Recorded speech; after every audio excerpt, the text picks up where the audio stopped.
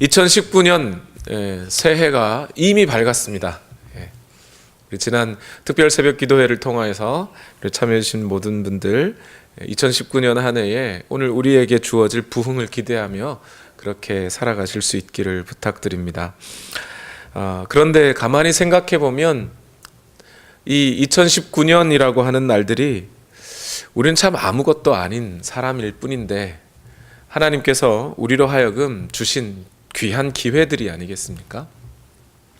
이 기회들을 통해서 하나님이 우리에게 바라는 것은 무엇일까요? 날마다 하나님께로 더 가까이 그리스도를 닮은 모습으로 더 새로워져 가기를 바라시지 않을까 합니다. 그래서 2019년은 매우 우리에게 또한 귀한 한 해가 될 것이라고 예상합니다. 그런데 사실 새해, New Year라고 이야기를 하지만 가만히 들여다보면 완전히 새 것은 아닙니다. 우리가 어제 아침에 떴던 해가 오늘도 뜨는 거고요. 어제 자고 일어났던 집에서 오늘 우리도 자고 일어났습니다. 그래서 오늘 우리에게 주어진 이 날이 새 것이라고만 말하기에는 참 어려움이 있어요. 우리가 강물에다가 손을 담궈 보면 내 손에 부딪히는 물들이 다 새 물 같지만 그러나 사실 그 물들은 다 이전에 있었던 물들이지요. 그런 것처럼 우리에게 주어진 이 날들이 솜털처럼 많아 보여도, 솜털이 아니죠, 소털처럼 많아 보여도 그 날들이 다 새 것인 것만은 아닐 겁니다. 전도서 기자의 말씀처럼 해 아래 새 것이 없습니다. 그런데 이 많은 날들이 새 날이 아니지만 그러나 그 날들을 매일매일 새롭게 새로운 날들로 살아갈 수 있는 비결이 한 가지가 있습니다. 그거 뭐냐면 우리 자신이 매일매일 새롭게 되는 것입니다. 어렵죠. 보통 그런 경우 있지 않습니까? 좀 살이 많이 찌셔가지고 좀 이렇게 주변 사람들로부터 내 어떤 부끄러운 마음을 갖고 계셨던 분들이 열심히 운동해가지고 살을 빼가지고 좋은 몸매가 되면 매일매일이 새로워진 그런 느낌이 들잖아요. 그죠? 그런 것처럼 오늘 우리가 새로운 삶으로, 새로운 사람으로 매일매일 태어나면 우리의 모든 날들이 새로운 날이 될 수가 있습니다. 그러면 그게 가능한가요? 여러분 실제로 무궁화꽃을 아십니까? 무궁화꽃은요, 무궁, 끝이 없다 이런 뜻이죠. 무궁화라는 말 뜻이 뭐냐면 이 다른 여러 꽃보다 개화기가 길어서, 그러니까 꽃이 피어 있는 기간이 길어서 그 이름을 무궁화라고 짓습니다. 그런데 그 무궁화는요, 여러분 아침에 무궁화꽃이 피어 있을 때 보면 그 무궁화 나무 아래에 꽃잎들이 후둑 떨어져 있는 거 보셨나요? 그러니까 무궁화꽃은요 매일 아침 새로 핍니다. 오늘 아침에 핀 꽃이요 그날 저녁에 떨어져요. 그리고 다음 날 아침에 다시 새 꽃을 피웁니다. 그런 것처럼 이 매일 새로 피는 꽃처럼 오늘 우리의 삶도 매일매일이 새로울 수가 있습니다. 성경 기자가 말하는 거 보면 주의 인자가 아침마다 새로우니 또 새롭도다 하면서 기록한 말씀이 있죠. 그래서 오늘 우리의 삶은 매일매일 우리 자신이 어제의 나는 죽고 오늘 내가 새로 태어나 살아갈 수 있는 삶을 살아갈 수 있습니다. 성경에 보면 분명히 오늘 우리 모두에게 그런 모델을 보여주는 사람이 하나가 있는데 그 사람이 바울이라는 사람이에요. 아니 목사님 어떻게 매일매일 새로운 삶을 살 수 있을까요? 그것은 우리 인간의 노력으로 되는 것은 아닙니다. 하나님께서 우리를 새롭게 변화시켜 주셔야만 가능한 것이지요. 오늘 우리를 위하여 예수 그리스도가 죽어주셔서 그리고 우리에게 그 피를 흘려주심으로 우리가 거듭나게 되었습니다. 예수 그리스도를 주와 구세주로 믿고 받아들인 우리는 모두가 다 새 사람입니다. 고린도전서 말씀대로 이전 것은 지나갔으니 보라 새 것이 되었도다. 우리 모두가 새 피조물입니다. 그런 점에서 우리 모두는 새로운 인생을 살아간다고 할 수 있습니다. 그런데 지금 제가 말씀드리는 이 새로운 삶을 산다는 것은 비록 우리를 향하신 예수 그리스도의 사역은 이미 완성되었을지 몰라도 오늘 우리 안에 계신 성령님의 사역은 오늘 여전히 계속되고 있다는 사실입니다. 성령께서는 우리를 늘 새롭게 하고 계십니다.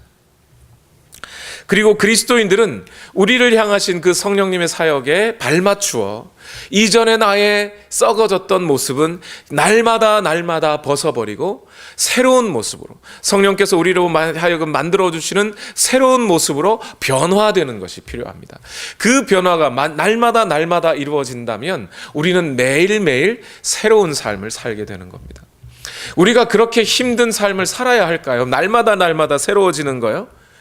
그런데 성경을 들여다보면 우리 그리스도인들을 향하여 성경은 항상 새로워지라고, 성숙하고 자라나라고, 어제의 모습을 버리고 새로운 모습을 취하라고 말씀하고 있는 것처럼 보입니다.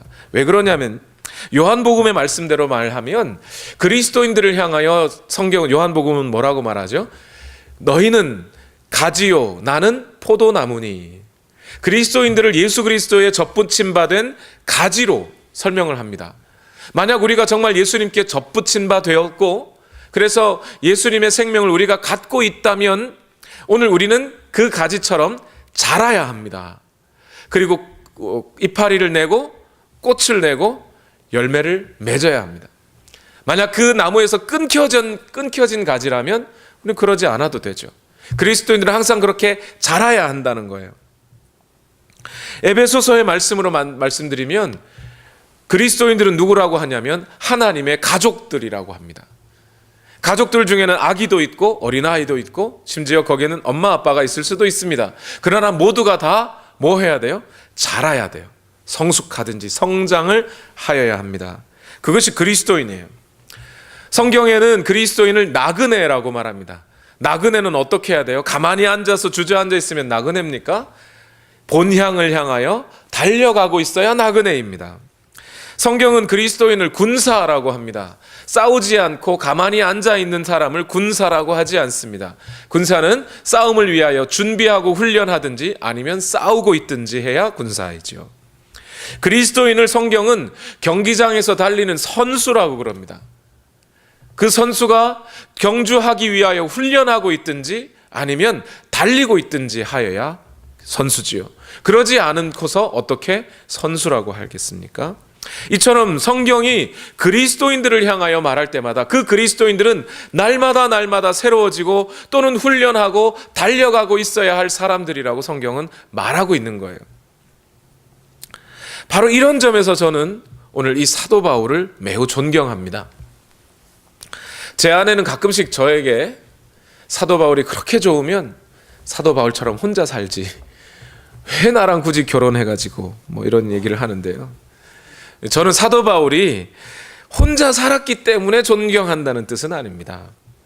제가 사도 바울을 존경하는 이유는 날마다 새로워져가는, 어제의 나는 죽고 오늘 내가 다시 산다고 하는 그 철두철미한 정신을 가지고 살아갔던 사람인데 그 사람이 그 생각을 언제까지요? 죽을 때까지 갖고 있더라는 거예요. 그래서 저는 그분이 매우 존경스럽습니다. 오늘 본문인 빌립보서 3장 12절 말씀을 한번 읽어보시면 같이 읽어봅시다. 시작. 나는 이것을 이미 얻은 것도 아니며 이미 목표점에 다다른 것도 아닙니다. 그리스도 예수께서 나를 사로잡으셨으므로 나는 그것을 붙들려고 쫓아가고 있습니다. 여기 말하는 이 목표점이 무엇인지는 나중에 다시 말씀드리겠습니다만 지금 바울은 무슨 이야기를 하고 있죠? 내게는 목표가 있고 그 목표를 향하여 지금도 달려가고 있습니다. 이렇게 말해요. 그런데 여러분, 만약 이 말을 한 사람이 이제 막 사역을 시작한 젊은 사역자가 나는 목표가 있습니다. 그 길을 향하여 달려갑니다. 라고 말해봐야 별 감동이 없습니다. 그런데 사도 바울이라는 사람이 이 빌립보서를 쓸 때가 언제예요? 이미 나이가 60세가 훌쩍 넘은 때.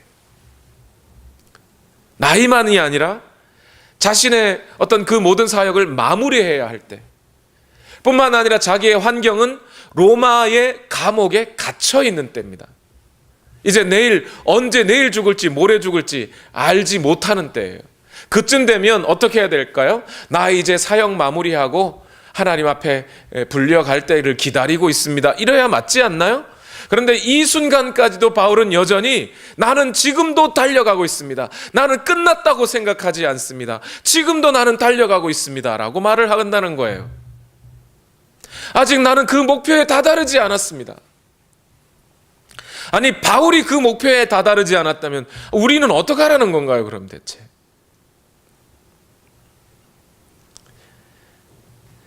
바울의 이 말을 들으며 저는 생각나는 분이 한 분이 있어요.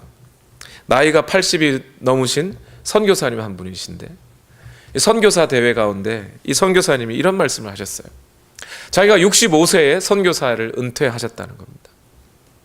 그런데 은퇴하고 나서 이제 더 이상 나이 많은 선교사를 누가 불러가겠는가, 오라고 하겠는가 하면서 이제 곧 주님이 나를 불러가시겠지 하고 기다리고 있었답니다.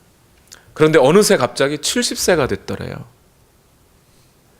아, 이제 내가 70이 넘었으니까 하나님 조만간 나를 불러가시겠거니 했는데 75세가 됐답니다.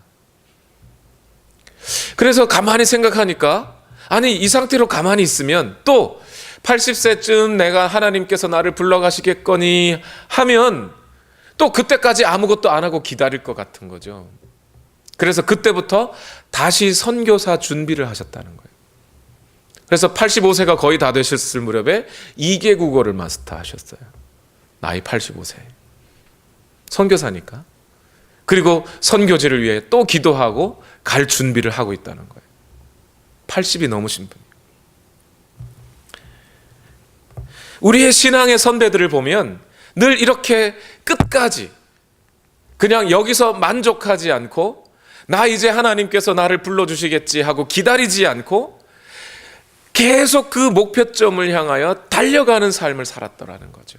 날마다 새로운 날을 맞이하고 새로운 날들을 향하여 달려갔더라는 거예요. 우리는 이런 신앙의 선배들로부터 중요한 메시지를 얻어야 됩니다. 그냥 단순히 바울이니까 그렇게 했겠지가 아니고, 선교사니까 그렇게 했겠지가 아니라, 오늘 나는 지금 무엇을 하고 있는가, 어디를 달려가고 있는가, 나는 지금 멈추어 있는가, 달려가고 있는가를 생각해 봐야 한다는 거예요.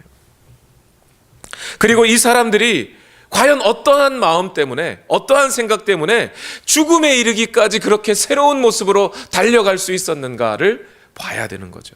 오늘 본문을 보면 그 비결이 나와 있습니다.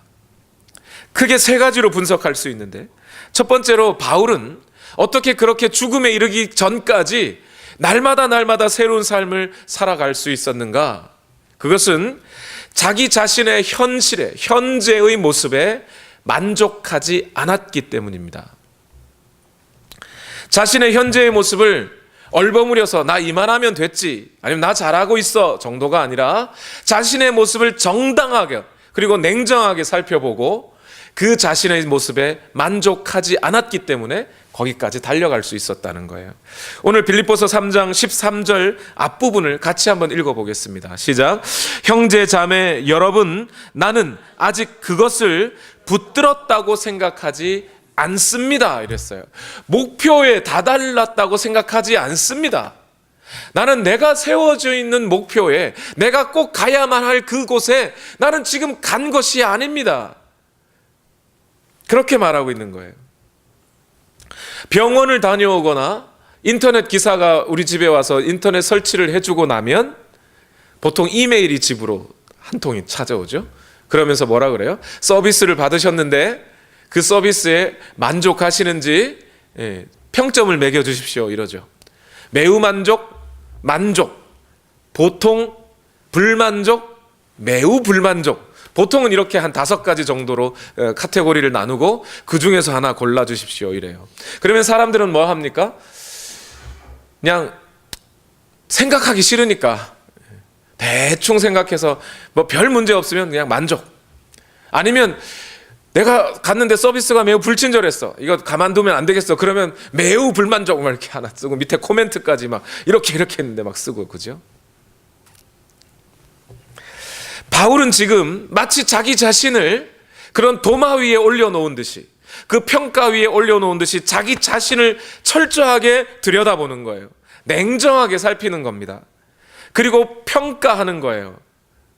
생각하기 싫어서 대충 지금까지 이 정도면 됐지가 아니에요. 내가 과연 목표점에 다달랐는지 아닌지를 자기 자신을 철저하게 점검하는 겁니다. 그리고 결론을 내려요. 평점이 뭐요? 불만족. 저는 이런 평점을 내리는 것이 과연 은혜 입은 사람의 평점이라고 생각합니다. 무슨 얘기냐? 아니 내 삶에 대해서 불만족하는 사람이 어떻게 은혜 받은 사람이에요? 그런 뜻이 아니라, 여러분, 지금 바울은 후회한다는 게 아니에요. 후회는 어떤 사람이 하는 건가요? 미래가 없는 사람들이 후회하죠. 미래에 내 삶이 개선될 여지가 없다고 생각하니까 후회할 수밖에요. 미래가 있는 사람은 후회하지 않습니다. 개선해 나가면 돼요. 바꿔가면 됩니다. 또 지금 바울은 불평하는 것이 아닙니다. 불평이라고 하는 것은 교만한 사람이 하는 것이죠. 내가 이만한 대우를 받을 만한 사람이 아닌데, 내가 지금 이런 상황에 처할 사람이 아닌데 나를 이런 대우하다니 하나님 이러셔도 되겠습니까? 하는 것이 불평이죠. 그래서 교만한 사람이 불평하는 거예요. 지금 바울이 하는 것은 후회도 아니고 불평도 아니고 불만족이라는 겁니다. 아직 내 목표에 다다르지 않았다라는 거예요. 오늘날 현대 그리스도인들은 자기 자신의 모습에 대해 만족하라는 요구를 많이 받습니다. 너는 특별한 존재야. 너는 무엇이든지 할 수 있어. 너 자신에 대해서 만족하지 않으면 다른 사람을 사랑하지 못해. 이러면서 그런 이야기들을 많이 듣습니다. 여러분 주의해서 들으십시오. 그런 이야기는 성경의 말씀이 아닙니다. 성경은, 오늘 사도 바울과 같은 사람은 나의 현실을 불만족스러워합니다. 그러면 오늘 현대 그리스도인들은 바울에게 물을 수 있죠. 아니 바울씨, 정말 그렇게 불만족합니까? 당신은 예수 그리스도라고 하는 그 완전한 지혜자를 모시고 살고 있지 않습니까? 그런데 뭐가 모자란다는 겁니까? 바울은 이렇게 대답할 겁니다. 고린도전서 13장의 말씀을 기준으로, 저 역시 그리스도를 모시고 있습니다. 그러나 지금 내가 갖고 있는 지식은 부분적인 지식입니다. 지금은 내가 부분밖에 알지 못하지만은 그때에는 하나님께서 나를 아신 것과 같이 내가 온전히 알게 될 것입니다. 그 날에는요. 현대 그리스도인들은 바울에게 이렇게 물어볼 수 있습니다. 아니 바울씨, 당신은 예수 그리스도의 완전한 의로움을 소유하지 않았습니까? 그런데 뭐가 그렇게 불만족스러우시다는 겁니까?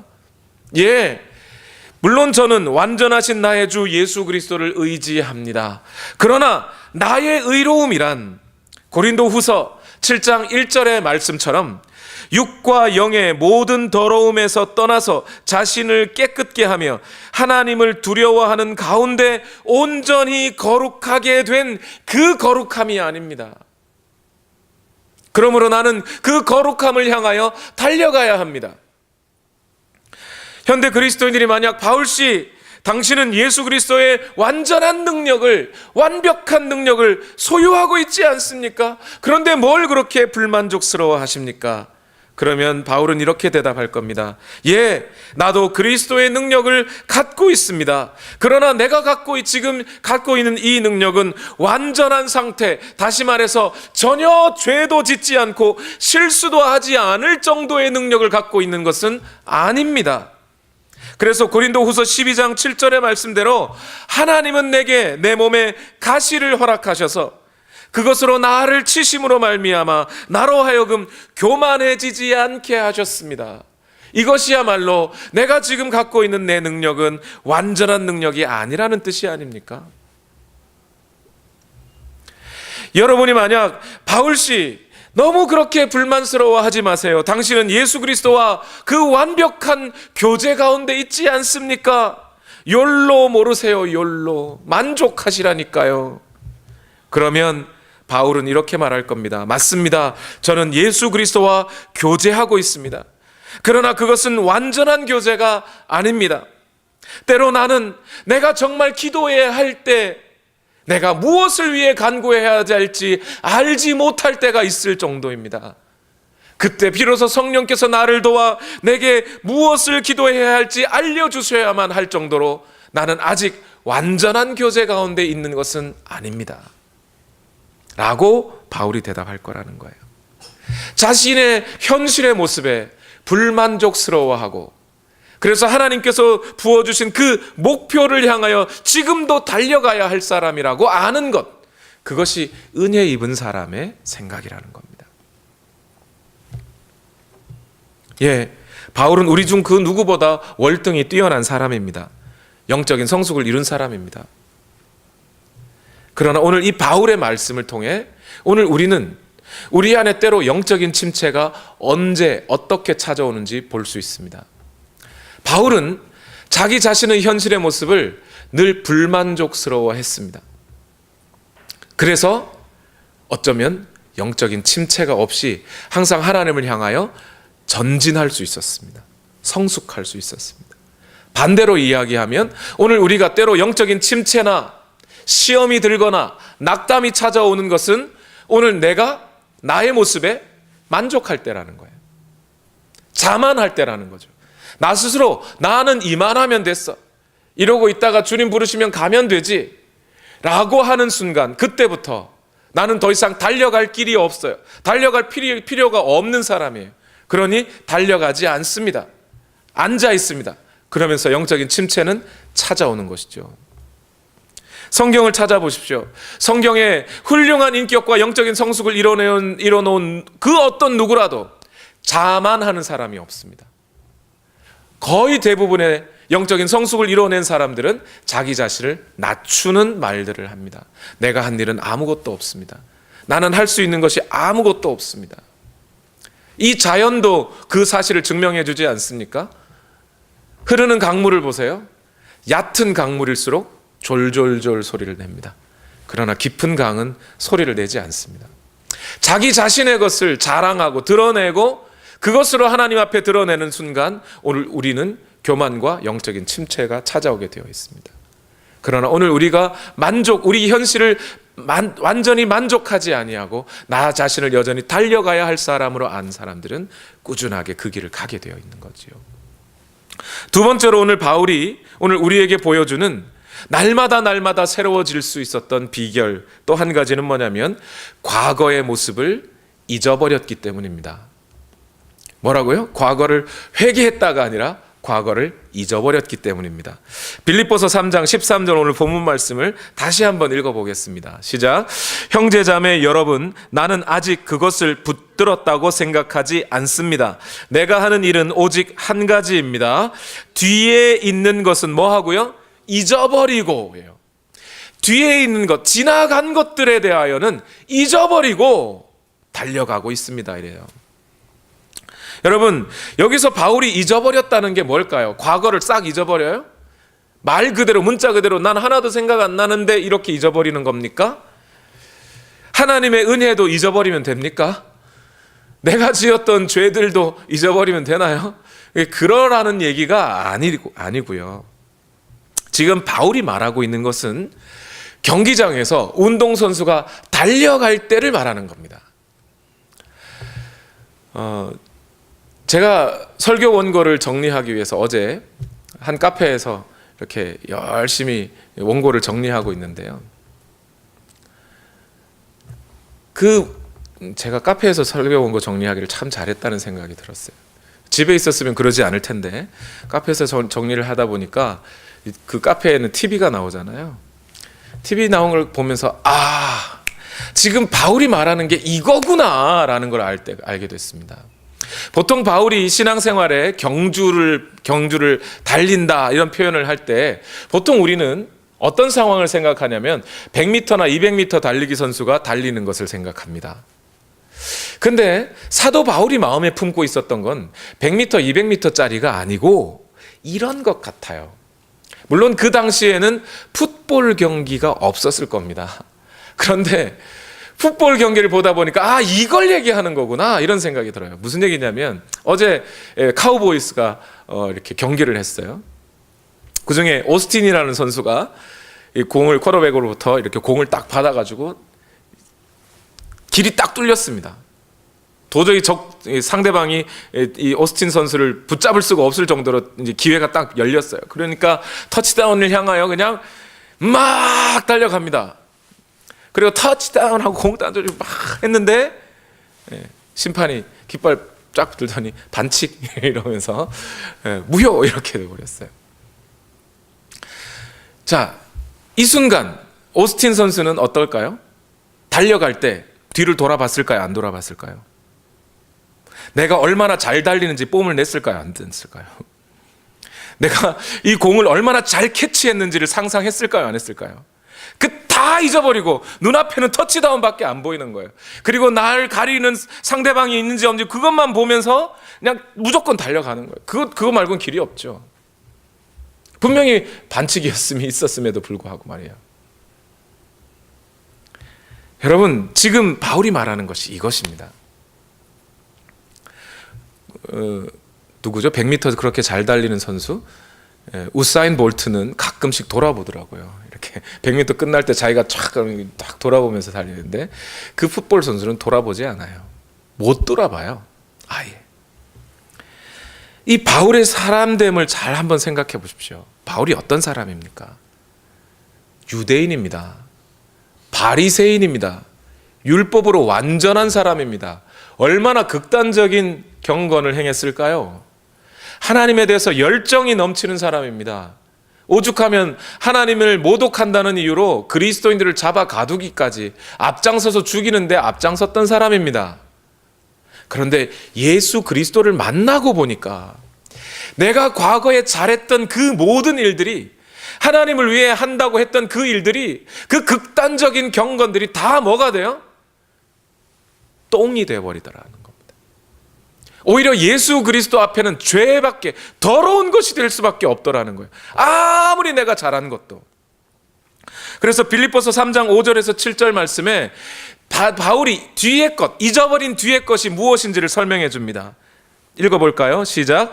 나는 난지 여드레 만에 할례를 받았고 이스라엘 민족 가운데서도 베냐민 지파요 히브리 사람 가운데서도 히브리 사람이요 율법으로는 바리새파 사람이요 열성으로는 교회를 박해한 사람이요 율법의 의로는 흠잡힐 데가 없는 사람이었습니다.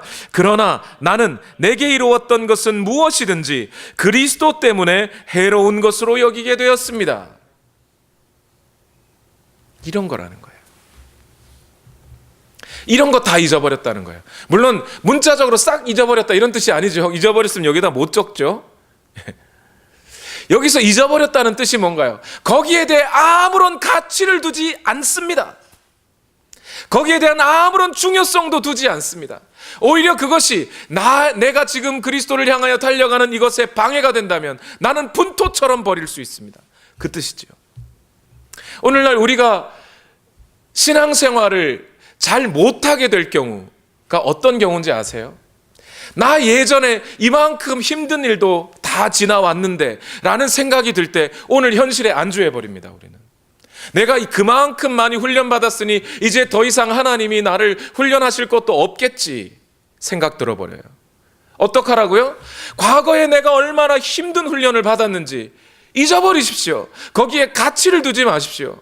그것이 내가 앞으로 하나님을 향하여 달려가는 데 있어서 전혀 도움이 되지 않을 때가 많습니다. 특히 어떤 분들은 과거에 내가 신앙생활할 때 얼마나 잘한 일들이 많았는지에 대해서 과거의 자기의 삶을 추억하는 분들이 많아요.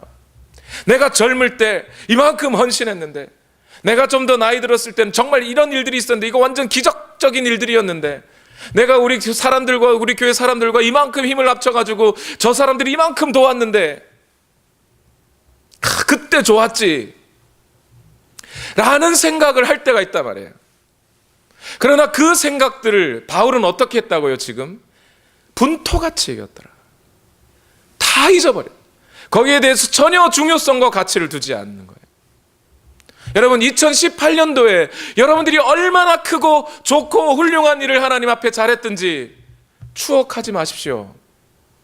그것이 오늘 2019년을 달려가는 데 있어서 전혀 도움이 되지 않습니다. 거기에 너무 큰 가치를 두지 마세요. 잊어버리십시오. 잊어버리시고 앞으로 내게 주어진 일들만 생각하십시오. 그 날들을 기억하십시오. 그것이 오늘 우리가 신앙생활을 힘차게 달려갈 수 있는 지름길이 되는 겁니다. 마지막으로 바울이 잘한 것은 뭐냐면, 바울이 날마다 그렇게 새로워질 수 있었던, 그리고 죽을 때까지 그 걸음을 멈추지 않고 사도직을 감당할 수 있었던 마지막 이유는 뭐냐면, 현재 자신의 모습을 만족해하지 않을 뿐더러 과거에 나의 잘했던 모든 것도 다 가치를 여기지 않고 무엇을요? 단 하나의 목표를 지향하고 달렸다는 겁니다. 그 단 하나의 목표, 그 미래에 내게 주어질 그 영광스러운 날들을 바라보며 달렸다는 겁니다. 빌립보서 3장 13절에서 14절 하반절까지 14절까지 우리 다 같이 한번 읽어보겠습니다. 내가 하는 일은부터요. 시작. 내가 하는 일은 오직 한 가지입니다. 뒤에 있는 것은 잊어버리고 앞에 있는 것을 향하여 몸을 내밀면서 그리스도 예수 안에서 하나님께서 위로부터 부르신 그 부르심의 상을 받으려고 목표점을 바라보고 달려가고 있습니다. 내가 하는 일은 몇 가지요? 한 가지라는 거예요. 사도 바울이 지금까지 봐도 여러 가지 일들을 많이 했죠. 하나님을 위해 한 일이 많죠. 편지도 쓰고 설교도 하고 여행도 하고 헌금도 모아서 갖다 주고 엄청나게 많은 일들을 했어요. 그러나 그 많은 일들의 목표는, 그 전체 일들을 하나로 꿰일 수 있는 바울의 목표는 뭐냐면 예수 그리스도라는 겁니다. 예수 그리스도께 발견되고 내가 예수 그리스도를 알고 또 예수 그리스도의 모습을 내가 닮아가고 그 예수 그리스도의 그 완전한 의를 얻어내기까지 나는 지금 이렇게 달려가고 있다라는 겁니다. 그것이 단 하나의 바울의 일이고 목적이었다는 거예요. 바울은 이토록 예수 그리스도라는 모델을 놓고 달렸어요. 그런데 여러분 생각해 보십시오. 이게 가당키나 합니까, 사실? 여러분의 인생의 목표가 예수 그리스도 맞습니까? 예수 그리스도를 목표로 둔다면 거기에 도달할 사람이 누가 있어요? 예수 그리스도는 완전한 목표신데, 완전한 모델이신데. 근데 바울은 그 완전한 모델을 목표로 놓고 달렸다는 겁니다. 여러분, 저는 이걸 이렇게 생각합니다. 아이들이 어릴 적에 벽에다 그림을 그립니다. 누가 봐도 환칠한 거예요. 그죠? 그냥 막 그린 거예요. 근데 엄마 아빠들은 뭐라고 생각하죠? 야, 얘는 피카소처럼 그렸네. 이래요. 예. 그런데 여러분, 엄마 아빠가 그 아이의 그림을 피카소의 그림으로 여겨주고 계속해서 아이에게 그 모델을 제시해주면 아이들은 정말 그 피카소를 자기 모델로 삼고 자랍니다. 그런 아이들이 나중에 화가가 돼요. 저는 이것 아닐까 이런 생각합니다. 바울은 그 완전히 성숙한 영적인 모델 예수 그리스도를 자기의 모델로 삼고 달렸다는 거예요. 그래서 끝까지 달릴 수 있었다는 겁니다. 그리고 바울은 그 모든 뒤의 것을 잊어버리고 오직 예수 그리스도만 바라보고 달렸다고 하면서 이렇게 말합니다. 빌립보서 3장 8절에서 10절. 그뿐만 아니라 내 주 예수 그리스도를 아는 지식이 가장 고귀함으로 나는 그 밖에 모든 것을 해로 여깁니다. 나는 그리스도 때문에 모든 것을 잃었고 그 모든 것을 오물로 여깁니다. 나는 그리스도를 얻고 그리스도 안에 있는 사람으로 인정받으려고 합니다. 나는 율법에서 생기는 나 스스로의 의가 아니라 그리스도를 믿는 믿음으로 말미암아 오는 의, 곧 믿음에 근거하여 하나님에게서 오는 의를 얻으려고 합니다. 내가 바라는 것은 그리스도를 알고 그분의 부활의 능력을 깨닫고 그분의 고난에 동참하여 그분의 죽으심을 본받는 것입니다. 그래야 그분처럼 부활할 것이고 그분처럼 의로워질 것이고 그분의 모습을 나도 닮을 것이기 때문에 그분이 나의 목표입니다 라는 거예요. 여러분, 이 목표를 사실 바울만 가진 것이 아니에요. 히브리서 기자는 뭐라고 말하죠? 구름같이 수많은 증인들이 오늘 우리를 보고 있습니다. 그들 모두 다 예수 그리스도를 바라보고 달렸습니다. 우리도 믿음의 창시자요 완성자이신 예수 그리스도를 바라봅시다. 이것이 히브리서 기자의 고백이 아니었습니까? 수많은 사람들이, 우리의 믿음의 선진들이 다 그리스도를 바라보고 그렇게 달려갔다는 거예요. 그 의의를 얻고 그분의 부활을 내가 얻기 위하여 나도 그분처럼 죽고 그분처럼 고난받으리라 하고 달려갔다는 거예요. 바울에게서 정말 제가 고맙고 감사하고 위대하다고 느껴지는 것은 단 한 번도 바울은 이 예수 그리스도라는 목표를 바꾼 적이 없습니다. 그 단 하나의 목표 아래 자기의 모든 것을 쏟아 넣었습니다. 오늘 그러잖아요. 나는 이것 한 가지를 한다. 그런데 바울은 어떻게 오직 예수 그리스도만 바라보고 달릴 수 있었을까요? 그건 뭐냐면 그렇게 예수 그리스도를 향하여 달려갈 때 자기에게 주어지는 상이 무엇인지를 알았다는 거예요. 그래서 그 상 보고 달려간 거예요. 오늘 여러분, 마라톤 선수들이 42.195km를 달립니다. 그런데 42.195km를 어떤 마라톤 선수라도 한 번에 주파하는 경우는 없습니다. 수많은 훈련을 해야 됩니다. 오늘 여러분이 만약 42.195km를 내가 내일 달려보리라 하면서 오늘 아침에 20km, 저녁에 20km 달리고 내일 40km를 달리면 죽습니다. 사람 몸은요, 폐가 견디지를 못해서 죽습니다. 그런데 마라톤 선수들이 그 죽음을 각오한 훈련을 수없이 하고 또 하고, 그래서 42.195km를 내가 달리다 죽을지도 모르는 그 일을 또 해요. 왜 하는 것일까요? 면류관 얻으려고. 면류관 얼마짜리일까요? 가게에서 사면 많아야 20-30불이면 사지 않을까요? 그 면류관의 의미가 뭡니까? 20-30불이라는 가치인가요? 더 금전적인 가치가 있어서 그것 보고 달립니까? 그게 아니라 42.195km를 달리는 것에 있어서는 네가 최고라고 하는 인정함을 받는 것, 그것이 면류관의 의미 아닌가요? 그리스도를 향하여 인생을 달려가는 것에 있어서는 네가 최고라는 상을 그제서야 받을 것을 믿기 때문에 그 나를 바라보며 위로부터 부르시는 부르심을 생각하며 달린다 이러잖아요. 위로부터 부르신다는 게 뭔 얘기예요? 여러분, 이거 어려운 거 아닙니다. 위로부터 부른다고 하니까 어렵게 생각하시는데, 여러분 초등학교 다니실 때 그런 분들 있으시죠? 매 학기 끝날 때마다 교장 선생님이 뭘 해줘요? 우등상 발표해 주잖아요.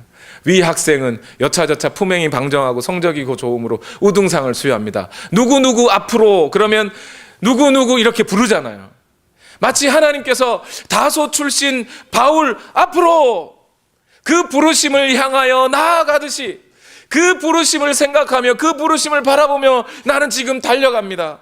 지금 내가 비록 고난과 어려움과 역경 속에 있고 수많은 적들이 나를 에워싸워 쓰러뜨리려 할지라도 여전히 내가 여기서 넘어지지 않고 여기서 가만히 있지 아니하고 그리스도라는 목표를 향하여, 한 점 목표를 향하여 달려갈 수 있는 이유는 그 상을 받을 것을 알기 때문에 그 상 받을 것을 기억하고 생각하며 달려가고 있습니다. 여러분, 2019년 한 해 여러분 달려가셔야 합니다. 어떻게 달려가실까요? 그분만 보고 달려가세요. 그래야 시험 들지 않습니다, 여러분. 그래야 넘어지지 않습니다. 우리 교회 게리 클레먼이라는 분이 있으시죠? 그분과 제가 페이스북 친구입니다. 그분의 그 페이스북에서 제가 한 가지 좋은 글귀를 하나 봤습니다. 거기 이런 말이 있어요. 한 여인이 목사님을 찾아가서, 목사님, 사람들이 교회 다니면서 험담하고 잡담하고 거짓말하고 도둑질하고 막 이런 거 저 싫어요. 그래서 더 이상 교회 안 다닐래요 하더랍니다. 그래서 목사님이 알겠습니다. 무슨 말씀인지 이해합니다. 그런데 한 가지 부탁이 있습니다. 지금 제가 시키는 일을 잘 수행해 주시면 교회 나가도록 해드리겠습니다. 지금부터 물컵에 제가 물을 가득 붓겠습니다. 그 컵 하나 들고 교회를 한 바퀴 쭉 돌아주십시오. 그리고 한 방울도 안 흘리고 갖고 오시면 제가 교회 나가도록 해드리겠습니다. 그래서 열심히 그 컵만 보고 돌아가지고 목사님한테 왔어요. 목사님이 그럽니다. 잘하셨습니다. 이제 교회 나가셔도 됩니다. 그런데 나가시기 전에 이것 한 가지만 기억하십시오. 지금 컵을 들고 돌아오면서 사람들의 음성을 들으셨습니까? 저 로비에서 사람들이 웅성거리는 소리를 들었습니까? 바깥에서 사람들이 무엇하고 있는지 보셨습니까? 아니요, 하나도 못 봤습니다. 컷만 보고 봤습니다. 당신의 삶이, 신앙생활이 그래야 할 것입니다. 당신이 예수 그리스도만 바라보고 다닌다면, 그렇게 달릴 수만 있다면, 주변에 누가 뭐라고 하든지, 그들이 뭘 잘못했는지 거기에 신경 쓰지 않고, 그것 때문에 마음 다치지 않고, 시험 들지 않고 예수 그리스도만 보고 달려갈 수 있을 겁니다. 이것이 오늘 우리의 신앙생활이 되어야 하지 않을까요? 2019년을 이제 시작하는 저와 여러분, 이 사실을 기억하십시다. 마치 풋볼 선수가 풋볼 받아들고 이제 방향이 정해졌습니다. 거꾸로 뛰면 안 돼요. 우리 쪽으로 뛰면 안 되죠. 큰일 납니다. 고지를 향하여, 저기 터치다운 해야 할 그 길이 보이는 그 길을 향하여 끊임없이 힘차게 달려가듯이, 오늘 이 바울이 예수 그리스도만 바라보고 뒤의 것은 잊어버리고 현재 자기의 모습에 만족하지 아니하고 예수 그리스도만 바라보고 달려갔듯이, 오늘 저와 여러분이 2019년 한 해를 또 예수 그리스도만 보고 달려갈 때 우리의 매일의 날 삶이 새로워지고 주의 성령께서 우리를 도우시는 역사가 있을 줄로 믿습니다. 우리 다 같이 기도하시겠습니다. 우리 함께 기도하실 때, 살아계신 하나님, 오늘 이 걸음을 놓치지 않게 하여 주옵소서. 이 삶을 놓치지 않게 하옵소서. 우리 눈에 오직 예수 그리스도만 바라보게 하여 주시옵소서. 우리 시간 다 같이 함께 기도하시겠습니다. 살아계신 하나님, 오늘도 역사하여 주시옵소서. 예수 그리스도만 닮기를 원합니다. 예수 그리스도께서 주시는 그 의에, 그 완전한 의에 속하기를 원합니다. 예수 그리스도의 그 완벽한 지식이 오늘 내 것이 되기를 원합니다. 그러나 현실은 나는 아직 부분적으로 알 뿐, 나는 부분적으로 능력을 가졌을 뿐 완전하지 않습니다.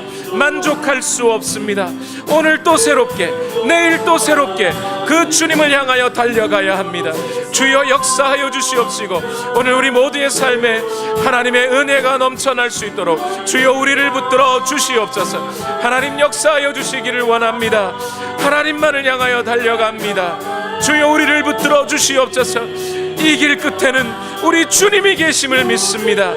주여 역사하시고 우리를 위로부터 부르시는 그 상을 향하여 달려가오니 주여 함께하여 주시고, 오늘도 하나님의 은혜를 허락하여 주시옵소서. 주의 말씀으로 오늘도 우리를 새롭게 하여 주시옵소서. 주의 사랑으로 우리를 새롭게 하여 주옵소서. 날마다 날마다 새로워지는 삶이 오늘도 있기를 원합니다. 주여 함께하여 주시옵소서. 도 아닌, 능도 아닌 오직 성령으로 주 얼굴 향하여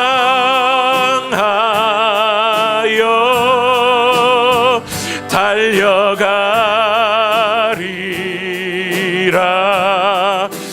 오 주의 영광 안에 살게 하소서. 주 말씀 향하여, 주 말씀 향하여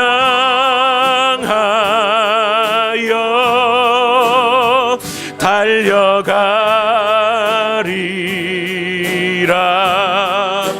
힘도 아닌, 능도 아닌 오직 성령으로 주 얼굴 향하여 달려가리라. 오 주의 영광 안에 살게 하소서.